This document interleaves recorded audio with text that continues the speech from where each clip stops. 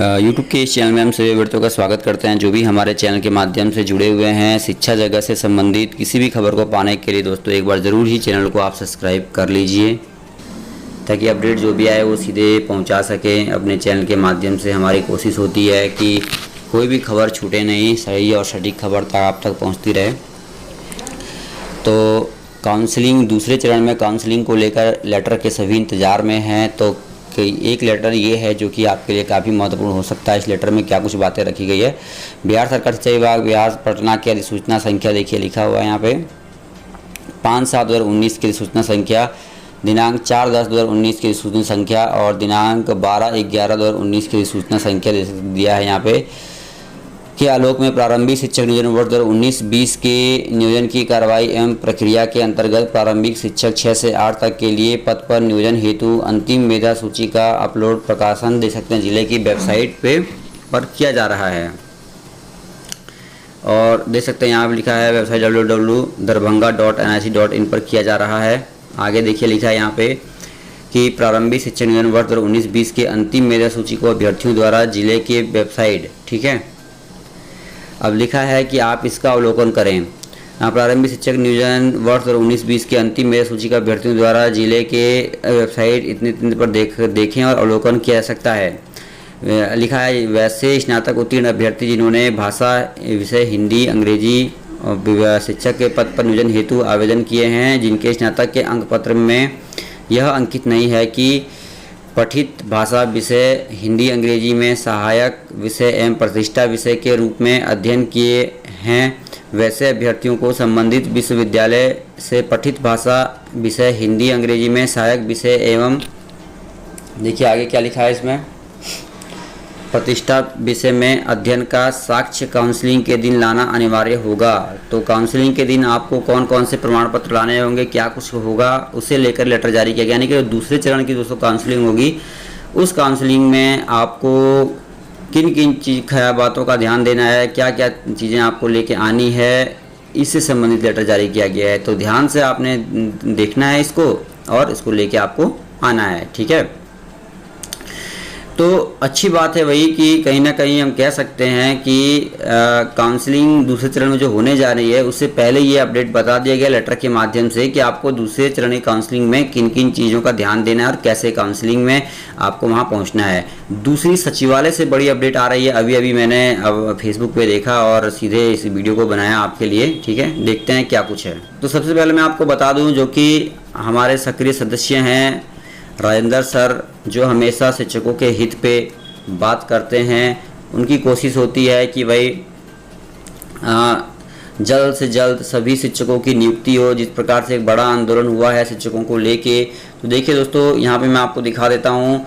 यहाँ पे लिखा है कोर टीम आप सभी की मांगों को लेकर सचिवालय में बचे सीट पर जुलाई में एक बार फिर से काउंसलिंग ब्लॉक को 2 भाग में बांटकर हो ताकि 6 से 8 में सबको ज़्यादा से ज़्यादा मौका मिले। दे सकते हैं ये हमारा कोर टीम का पेज है, फेसबुक पेज है, इस पे दे सकते हैं दोस्तों कि ये अपडेट आई है, आप देख लीजिए।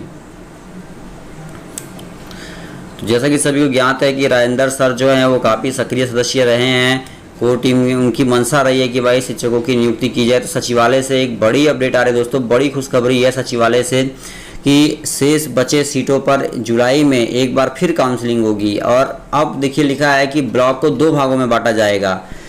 तो जैसे लिखते हैं लिखा है कि 6 से 8 में सबको ज़्यादा से ज़्यादा जो है वो मौका मिलेगा। दूसरे हम बात करें दोस्तों नियोजन के लिए दूसरे चरण की काउंसलिंग की तैयारी भी शुरू हो गई है। नियोजन के लिए दूसरे चरण की काउंसलिंग होना भी क्यों नहीं था, तैयारी तो तैयार होना ही था। तो क्योंकि अभी तक देखिए रिक्त पदों की संख्या बहुत ज़्यादा है और पहले चरण की जब काउंसलिंग पूरी हो गई उसके बाद कई सारे सीटें ऐसी थी जिनमें शिक्षक को मिले ही नहीं हैं। और दूसरी बात दोस्तों फर्जीवाड़ा भी बहुत अधिक हुआ है। जैसा कि मैं पहले भी आपको अपडेट प्रोवाइड कर चुका हूँ कि फर्जीवाड़ा जो है वो अधिक मिला है। तो जैसे कि मैंने एक यहाँ पे आर्टिकल भी पढ़ा था, इस आर्टिकल में ये बात जो थी लिखी गई थी कि भाई कई सारे अभ्यर्थी जो हैं अपना दर्द लेके यहाँ पे मीडिया के सामने आए हैं। उनका कहना है कि काउंसलिंग में अनियमितता देखी गई है, उनके साथ जो है अच्छा नहीं हुआ है, जहाँ पे काउंसलिंग हो रही थी, जहाँ पे काउंसलिंग के लिए वो बैठे थे, वहाँ पे लाउड स्पीकर की व्यवस्था नहीं है। उनसे कम नंबर के जो लोग हैं उनकी नियुक्ति के लिए, काउंसलिंग के लिए उन्हें बुलाया गया, उनका मेधा अंक ज़्यादा था, उनका नहीं हो पाया, तो ये बात जो है रखी गई। काउंसलिंग के दूसरे चरण की तैयारियां जो पूर्ण हो चुकी है और सचिवालय और दूसरी कैबिनेट की जो मीटिंग है उसमें भी ये मांग रखी गई है। मैं आपको बता देता हूँ कि कहा गया है कि जो महिला की सीटें हैं उस पर पुरुष का नियोजन किया जाए। तो बड़ी अपडेट सामने उभर के आ रही है भाई। कह सकते हैं कि विभाग जो है फुल प्रूफ तैयारी कर चुका है। दूसरे चरण की काउंसलिंग होगी, सचिवालय से भी अच्छी अपडेट आई है सामने उभर के। और देखिए लिखा है छठे चरण के शिक्षक नियोजन के लिए प्रथम चरण की काउंसलिंग विगत 12 जुलाई को पूर्ण हो चुकी है। अब दूसरे चरण की काउंसलिंग की तैयारी जो है वो शुरू हो रही है।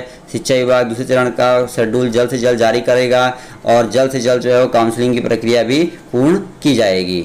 और देखिए कैबिनेट की अहम बैठक भी हुई है। बैठक में शामिल होने के लिए अनुरोध किया गया है। पत्र में कहा गया है कि विभागीय सूचना ज्ञापन संख्या 594 के आलोक में शिक्षक नियोजन 2021 के द्वितीय चरण के काउंसलिंग का कार्य जो है वो संपादित किया जाए। और आज की जो कैबिनेट की मीटिंग हुई है उस मीटिंग में देखिए आप देख सकते हैं महिलाओं के रिक्त पदों पर पुरुषों का नियोजन करवाने के लिए कहा गया है कि ज़्यादा से ज़्यादा लोग ट्वीट करें और ट्वीट के माध्यम से सरकार तक ये बातें रखें, क्योंकि शिक्षक नियोजन की प्रक्रिया में महिलाओं की सीटों पर जो है पुरुषों का नियोजन की बात कही जा रही है कि भाई अब पुरुषों का जो है नियोजन किया जाए, क्योंकि सीटें बहुत ज़्यादा महिलाओं की खाली रह गई हैं और इन सीटों पर कहा गया है कि जल्द से जल्द जो है वो प्रक्रिया पूर्ण की जाए।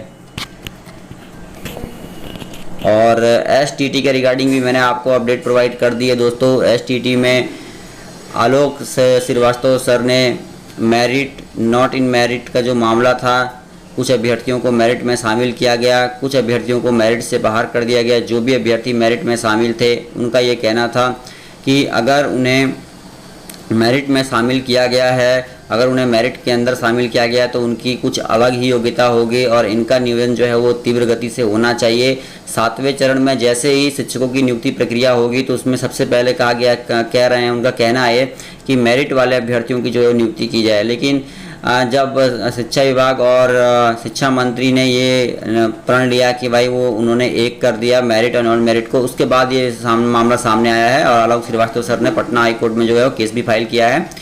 तो कह सकते हैं कि भाई एक बड़ी अपडेट सामने उभर के आ रही है और इस तरीके से अब आगे की क्या रणनीति होगी। और जिस प्रकार से हर जगह से आवाज़ें उठ रही थी कि भाई जब जो कि अभ्यर्थी हैं जिन पे लाठियां भाजी गई उनके लिए बात कही गई थी, गलत हुआ है उनके साथ। और STT को लेकर मुख्यमंत्री दरबार में भी अभ्यर्थी पहुंचे थे। तो कुल मिला के एक ही आवाज़ हर जगह से उठ रही थी कि भाई गलत हुआ है STT के साथ और उनकी नियुक्ति प्रक्रिया जो है वो 7वें चरण में बहुत ही तीव्र गति से हो जाए। और विभाग के जो ढुलमुल रवैया है उसे देखते हुए इस पे जुर्माना भी लगाया गया है। तो बड़ी अपडेट है, पल पल की जितनी भी खबर आई दोस्तों हम पहुंचाएंगे इस वीडियो में। इतना धन्यवाद, जय हिंद।